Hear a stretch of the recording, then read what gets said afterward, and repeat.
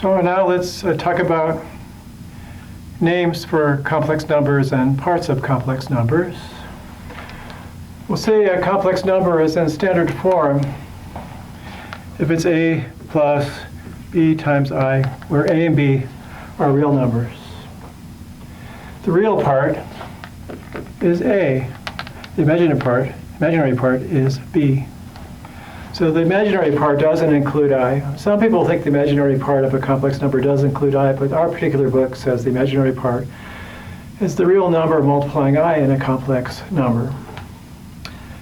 Every complex number can be written like this: real number plus real number times I, and that's the standard form. It's called purely imaginary if a is equal to 0. So all you see is number times I, and it's called a real number if b is equal to 0, so I don't see any I.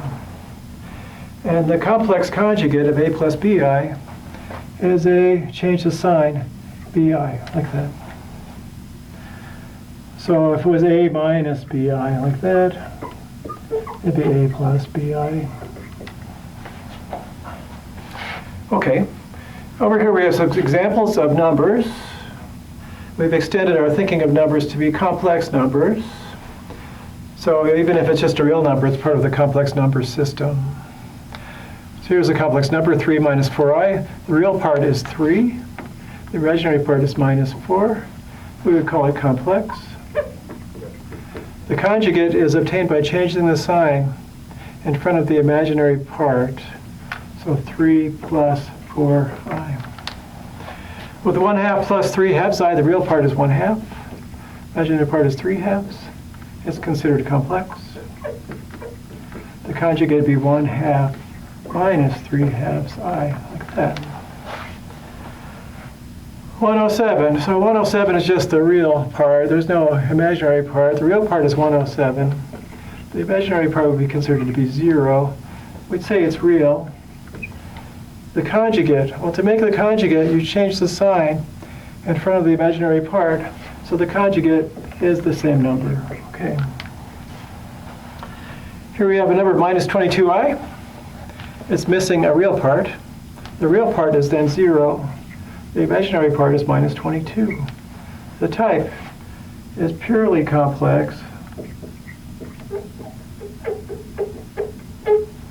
or purely imaginary. I should say purely imaginary.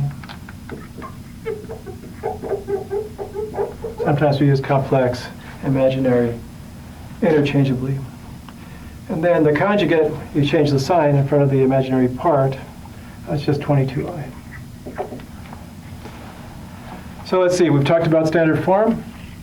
We talked about real part, imaginary part of a complex number, what it means to be purely imaginary, sometimes called purely complex, how you can tell if the complex number is actually just a real number, and then how do you find complex conjugates of complex numbers.